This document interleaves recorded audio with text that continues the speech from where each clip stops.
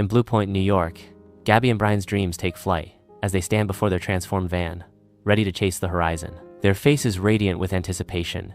They are surrounded by the bittersweet farewells of loved ones, their figures fading into the distance. Gabby seizes the moment, camera in hand, ready to immortalize the start of their epic journey. With a burst of youthful exuberance, Gabby announces, "Hey everyone, we're finally doing it.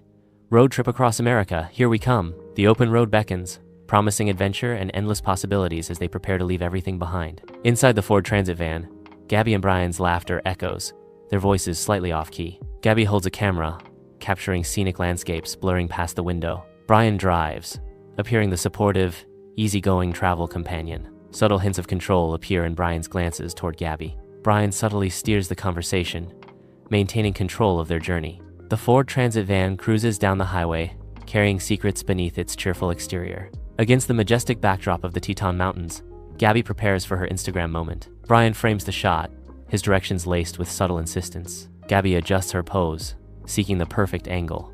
Brian fine-tunes the composition, his expression a mix of affection and control. The mountains stand as silent witnesses to the carefully constructed scene. Inside the cramped van, the glow of a laptop screen illuminates Gabby's focused face as she edits a vlog with nimble fingers. Snippets of laughter and excitement flash across the screen, a stark contrast to the unspoken tension filling the air. Brian leans back, arms crossed, his critical gaze scrutinizing Gabby's every move. Brian's voice cuts through the silence.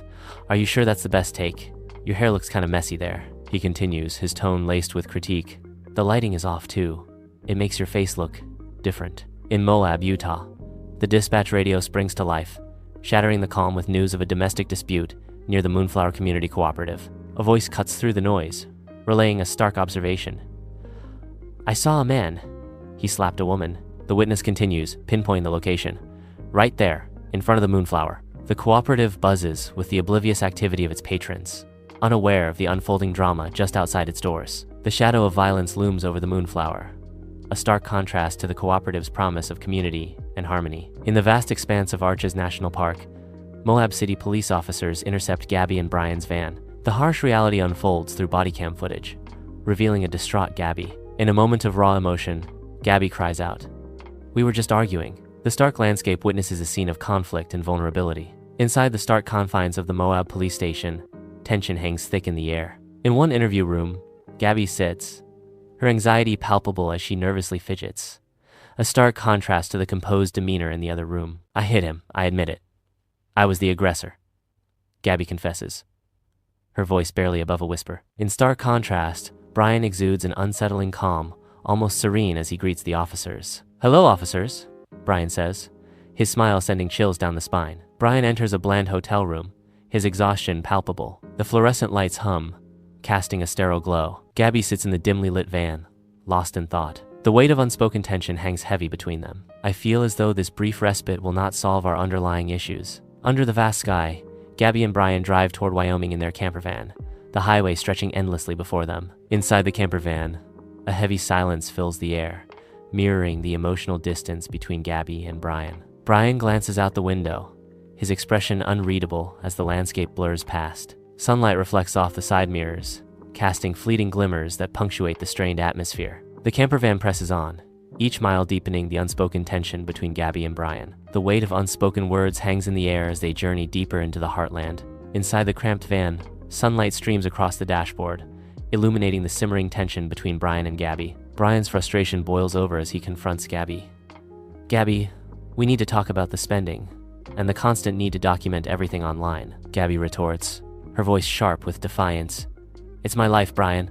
I'm not hurting anyone." The confined space amplifies the emotional distance between them. Gabby's voice wavers, revealing a hidden vulnerability, her voice trembling slightly. Under the Wyoming sun, Mary Piglet stands, its rustic charm a stark contrast to the emotional turmoil brewing within. Inside, Gabby's posture reveals her inner turmoil, a silent cry for understanding in the bustling restaurant. Brian's nonchalant expression deepens the divide, his indifference a wall between them. The unspoken tension hangs heavy in the air, as shadows lengthen and emotions simmer. Inside the Ford Transit van, Gabby stares at the phone, her expression strained as sunlight illuminates the dust motes in the air. "Yeah, Mom. Everything's fine, just busy. You know, seeing the sights." Gabby says into the phone, her forced smile failing to reach her eyes. Nicole Schmidt's voice pierces through the phone. "You don't sound fine, Gabby. What's wrong?" Gabby's voice cracks with a forced cheerfulness. "Nothing, Mom. Really. I promise. I'll call you later, okay? Love you." Nicole's eyes are glued to her phone, her brow furrowing with concern. The chilling message flashes across the screen. "Can you help, Stan? I just keep getting his voicemails and missed calls." A wave of unease washes over Nicole as she rereads the disturbing text. Nicole's thoughts race. Doubt clouds her features. Nicole begins to think. The laundry home stands silent under the Florida sun, an ordinary house about to be thrust into extraordinary infamy. A van approaches, breaking the stillness. Brian is driving, alone, returning to a home that offers no solace. Brian's face is a mask of grief, his eyes downcast. He avoids the eyes of his parents. He steps out of the van, his posture reflecting the weight of unspoken words and unanswered questions. The parents watch, their faces etched with worry, as their son returns without her. In the laundry home, Brian meticulously begins to erase every trace of Gabby from the van. He wipes down surfaces, his movements precise and deliberate. Brian intensely focuses on vacuuming every corner of the van. His parents watch from the doorway, their faces a mask of silent concern. They remain in the doorway, observing Brian's actions with heavy hearts. Brian continues his grim task, methodically erasing Gabby's presence from their lives. Inside her home, Nicole Schmidt's anxiety spikes as she prepares to report Gabby missing. Her voice trembles as she recounts the last moments she knew Gabby was safe. Each word drips with fear as she paints a picture of Gabby's vanishing. Her hands fidget, betraying the storm of panic raging within. The room seems to close in, mirroring the tightening grip of dread. Her eyes, wide with terror, search for answers in the silent spaces around her.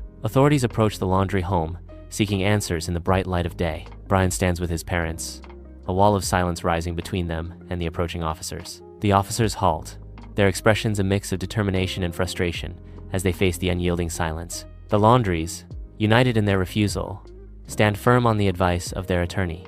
The lead investigator sighs, realizing that the pursuit of truth is met with an impenetrable barrier. The scene lingers on the closed facade of the house, a symbol of the secrets it holds within. The laundry home becomes the epicenter of media attention as news outlets gather outside. The scene buzzes with anticipation, each journalist vying for the latest scoop. The investigation intensifies, fueled by the echoes of Gabby's vibrant online life. The case explodes onto the national stage, capturing the attention of a captivated nation. Sunlight floods the internet cafe, illuminating a hive of focused activity. Internet sleuths and true crime enthusiasts gather, their faces illuminated by the glow of monitors. They dissect Gabby's online posts, zooming in on every detail with unwavering focus. A palpable energy of shared obsession fills the air, binding them in their digital pursuit. Amidst the vast expanse of Spread Creek, Wyoming, Jen and Kyle Bethune find solace in their nomadic van life. The laptop screen casts an ethereal glow, illuminating their faces as they relive cherished memories from their adventures. Suddenly,